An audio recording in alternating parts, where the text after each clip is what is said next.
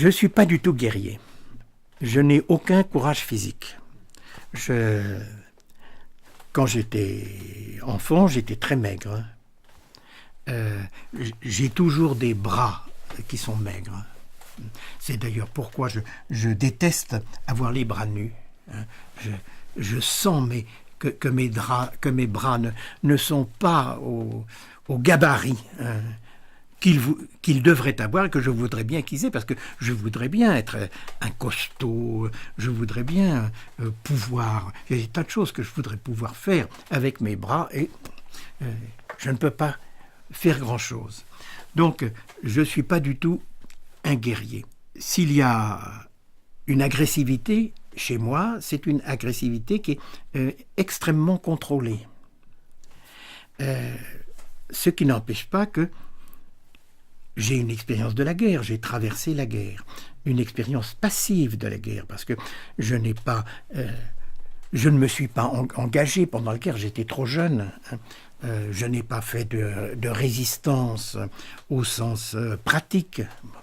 Donc, j'ai une expérience de la guerre comme victime, comme souffrant de la guerre. Et ça, c'est quelque chose qui est absolument fondamental pour moi. J'ai toujours eu le sentiment de la permanence de la guerre. Pour moi, la guerre de 1939 ne s'est jamais arrêtée. Elle s'est arrêtée pour nous, en Europe, mais il y a toujours eu une guerre quelque part, et il y a toujours aujourd'hui des guerres quelque part. Et des guerres qui, si elles sont plus limitées que la guerre de 39, 40, eh bien, elles n'en sont pas moins horribles. Bon. Et avec des menaces, bien sûr, qui sont très, très... des menaces que l'on veut se cacher, mais qui n'en sont pas moins très proches.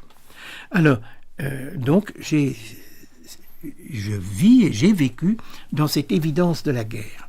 Et par conséquent, si je n'ai pas participé moi-même à la résistance à l'époque, j'ai eu par la suite une profonde conscience de résistant.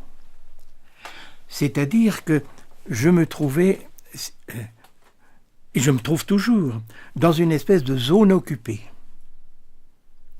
dans laquelle l'information ne pénètre que filtrée d'une certaine façon.